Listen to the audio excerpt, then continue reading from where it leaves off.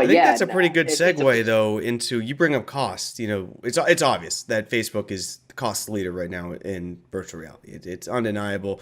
Everyone's begging for something. It's the only reason HTC probably even remotely got half the attention they did recently. And it's just not going to happen. It really isn't. No one's going to do what Facebook is doing. But there's a fallacy of choice. We always feel like we want to have choices and we feel like we have the choices, but in reality, a lot of times we don't have the choice that we think we do. We just maybe have one or two with trade offs. But when it comes to this cost advantage that they do have, is it bad optics? Because in my mind, when I look at options, it being the cost leader it is, whether there is a choice there, whether the fallacy of having a choice is true or false, is the perception of not having options actively detracting from VR, though, in your mind? I don't think so. I mean, I I think it's worth keeping in mind that, Facebook has like 2.2 or so billion monthly active users. It's got the most monthly active users of any software in the world. Um, so I think they're doing okay.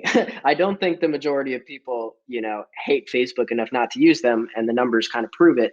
I also think it's worth remembering that VR is not mainstream. It's not selling, even close to really the iPhone did when it came out, or 2 years after it came out.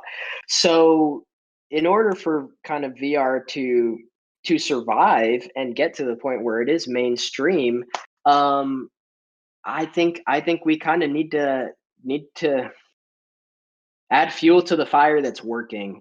And I don't think having two, 299 headsets that look and work exactly the same is going to make VR like go mainstream, right? I don't think VR is not mainstream simply because enough people hate Facebook. I do think there's a pretty vocal minority of people that would love an alternative, and just follow VR on Twitter and you'll see them. But I don't think that that's true for mainstream.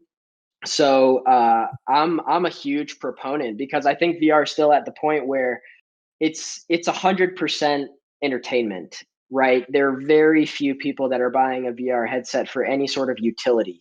And the iPhone wasn't like that. As soon as you had friends that had an iPhone or a smartphone, it became very clear very quickly that like they kind of have an edge, and you're going to get left in the dust if you don't get one of these things. And that's just not the case with VR right now. I mean, it's still 100% targeted at consumers that want to play games. So we're still not at the point where a VR headset is a must have, or really creating like this massive advantage over not having one.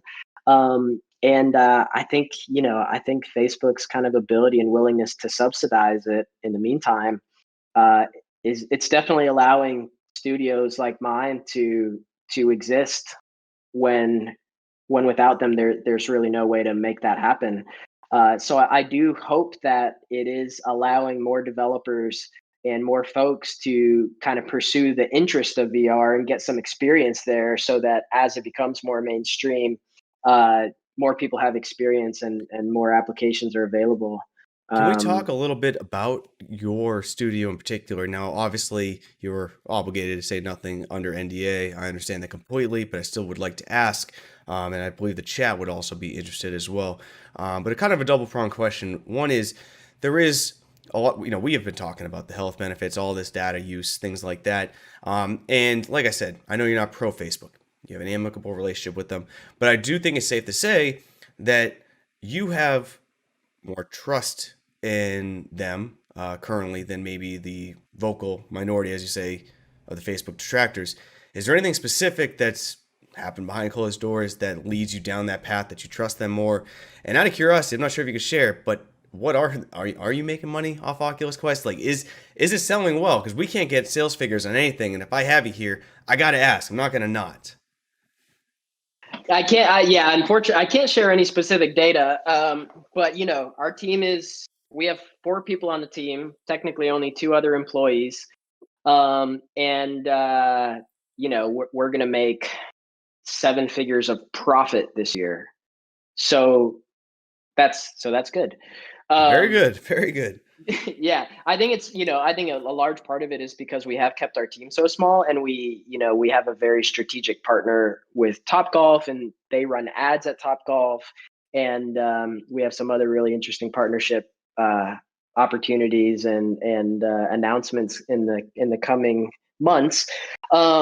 But yeah, no, we're doing well. We're definitely. I don't think that's the case for the majority of the games on the Quest. I do think it's kind of one of those scenarios where once you break into kind of the higher tiers, it all becomes exponential, right? Like obviously we're not even close to something like Beat Saber or Pistol Whip or some of these other games.